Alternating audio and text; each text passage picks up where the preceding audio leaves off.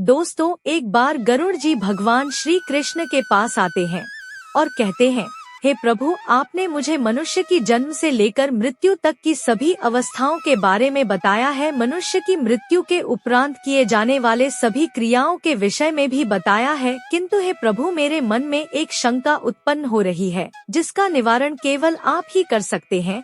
पक्षीराज गरुड़ कहते हैं, हे प्रभु, अब मेरे मन में यह जानने की जिज्ञासा हो रही है कि मनुष्य को कौन से कार्य निर्वस्त्र होकर नहीं करने चाहिए। निर्वस्त्र होकर इन कार्यों को करने से मनुष्य को कौन सा पाप लगता है तथा इनके पीछे क्या कारण है। तब भगवान श्री कृष्ण कहते हैं, हे पक्षीराज गरुड़, आज तुमने उत्तम प्रश्न किया है। तुम्हारे इस प्रश्न के उत्तर में समस्त मानव जाति का कल्याण छिपा हुआ है। तुमने यह सत्य ही कहा है कि मनुष्य को कभी निर्वस्त्र होकर भोजन, स्नान तथा शयन नहीं करना चाहिए। निर्वस्त्र होकर यह 3 काम करने से इसका मनुष्य के जीवन पर अशुभ प्रभाव पड़ता है। तुम्हारे इन प्रश्नों के उत्तर देने से पूर्व मैं तुम्हें एक ब्राह्मण का प्राचीन इतिहास सुनाता हूँ।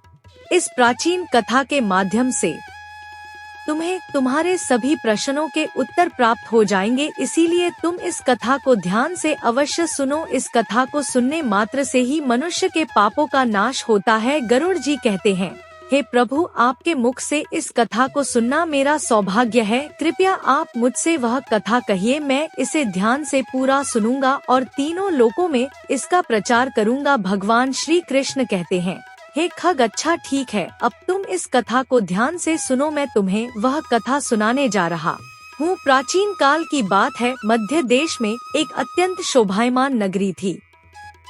उस नगरी में देव शर्मा नाम का एक विद्वान ब्राह्मण रहता था। उसने चारों वेदों का तथा समस्त शास्त्रों का अध्ययन किया हुआ था। वह नित्य भगवत गीता का पठन किया करता था। देव शर्मा भगवान विष्णु का परम भक्त था। नित्य भगवान विष्णु की पूजा आराधना किया करता था। एक दिन देव शर्मा तीर्थ स्थान पर जाने के लिए घर से निकलता है। वह अपने साथ भोजन बनाने के लिए थोड़े से चावल ले लेता है। देव शर्मा घने जंगलों से तीर्थ स्थान के लिए चलने लगता है। बहुत देर तक चलने के बाद देव शर्मा जंगल में स्थित एक जलाशय के समीप पहुंच जाता है। वह जलाशय अत्यंत सुंदर था। उसके चारों ओर हरियाली और सुंदर वृक्ष थे। फिर वह ब्राह्मण उस जलाशय से पानी पी लेता है और वहीं पर भोजन करके विश्राम करने का विचार करता है। देव शर्मा अग्नि जलाने के लिए लकड़ी इकट्ठा करने निकलता है। तभी उसे जलाशय के पास एक विचित्र दृश्य दिखाई पड़ता है। उस जलाशय के आसपास के सभी वृक्ष तथा पौधे हरे भरे होते हैं,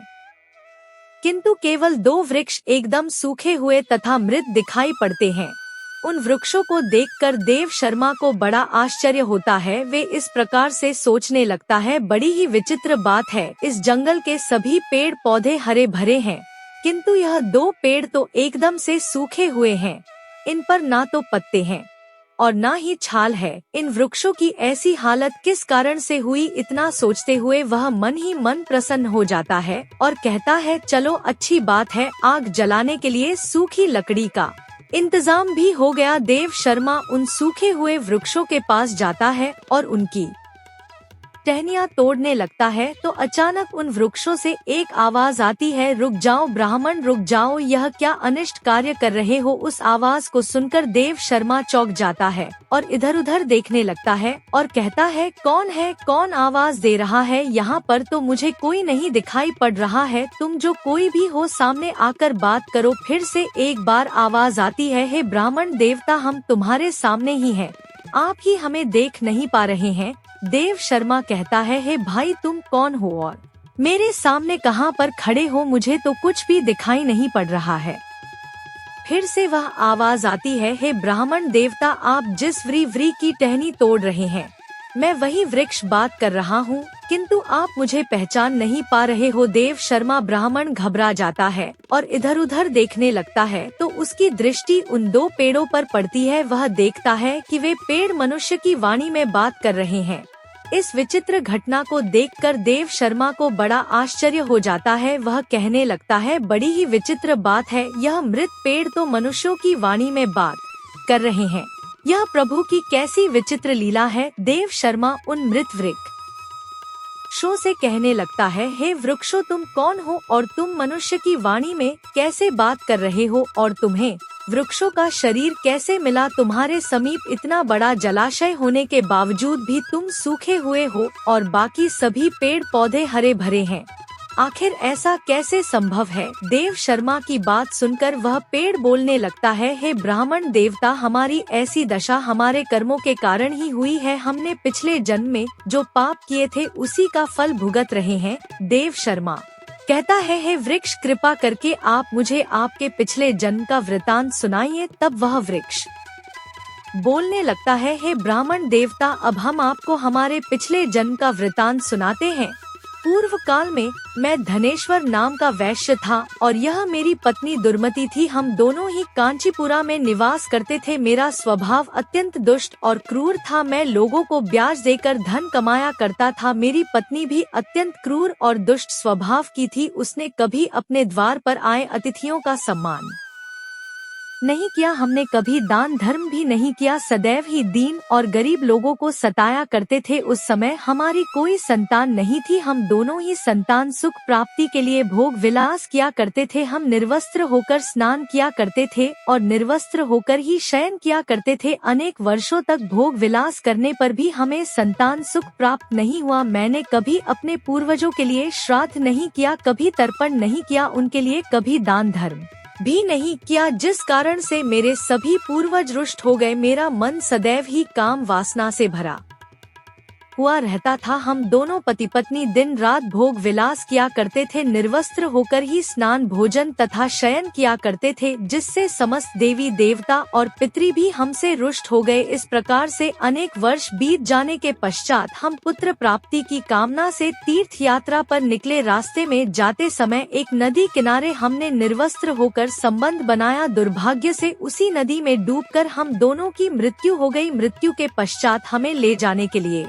यमराज के 2 दूत प्रकट हुए। वे दूत हमें पकड़कर यमपुरी ले गए। यमपुरी का दृश्य अत्यंत भयंकर था। यमराज विशालकाय सिंहासन पर बैठ बहुए थे और उनके पास चित्रगुप्त बैठे हुए थे, जो यमपुरी में आए हुए प्राणियों का लेखा जोखा निकाल रहे थे। जब मेरी बारी आई तो यम के दूतों ने मुझे यमराज के सामने खड़ा कर दिया। फिर चित्रगुप्त यमराज से कहने लगे, हे धर्मराज, इस वैश्य ने तो अपने जीवन में कभी कोई पुण्य का काम नहीं किया है। इसने अपने पूर्वजों का सदैव ही अनादर किया है। इसने सदैव ही निर्वस्त्र होकर स्नान भोजन तथा शयन किया है, इसीलिए यह के केवल नरक जाने के ही योग्य है। इस प्रकार से चित्रगुप्त ने मेरे कर्मों का लेखा जोखा यमराज को बताया। यमराज मुझे देखकर कहने लगे, अरे दुष्ट, तूने तो कभी कोई पुण्य के काम नहीं किए हैं।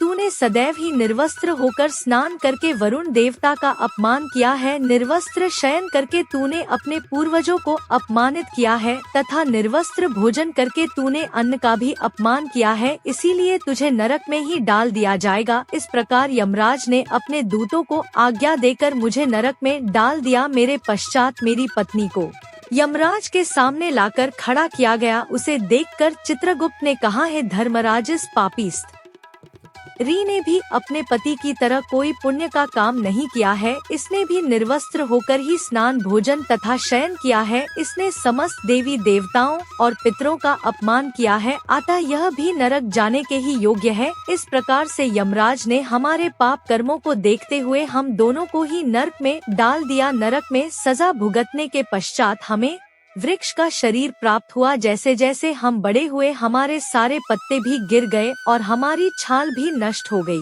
निर्वस्त्र कार्य करने के कारण इस जन्म में वृक्ष के रूप में हमारा वृक्ष रूपी शरीर भी नग्न हो गया और हम कष्ट भुगत रहे हैं।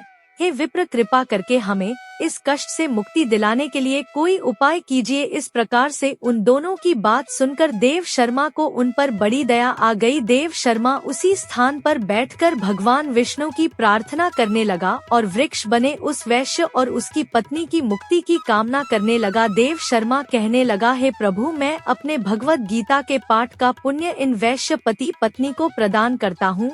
कृपा करके आप इन दोनों को मुक्ति प्रदान कीजिए। इतना कहते ही वे दोनों वृक्ष धड़ाम से टूटकर जमीन पर गिरप और उसके अंदर से अत्यंत सुंदर वस्त्र परिधान किया हुआ वैश्य और उसकी पत्नी प्रकट हुए। फिर उस स्थान पर भगवान विष्णु के 2 पार्षद प्रकट हुए और उन दोनों को दिव्य विमान में बिठाकर दिव्य लोक को चले गए। इस प्रकार से भगवत गीता के पठन का पुण्य प्राप्त करके वह वैश्य और उसकी पत्नी दोनों को ही मोक्ष की प्राप्ति हुई। भगवान श्री कृष्ण कहते हैं, हे पक्षीराज, मनुष्य को कभी भी निर्वस्त्र होकर भोजन, शयन और स्नान नहीं करना चाहिए। निर्वस्त्र स्नान करने से जल के देवता वरुण का अपमान होता है। निर्वस्त्र भोजन करने से अन्न की देवी माँ अन्नपूर्णा का अपमान होता है और निर्वस्त्र शयन करने से समस्त पितृगण रुष्ट हो जाते हैं।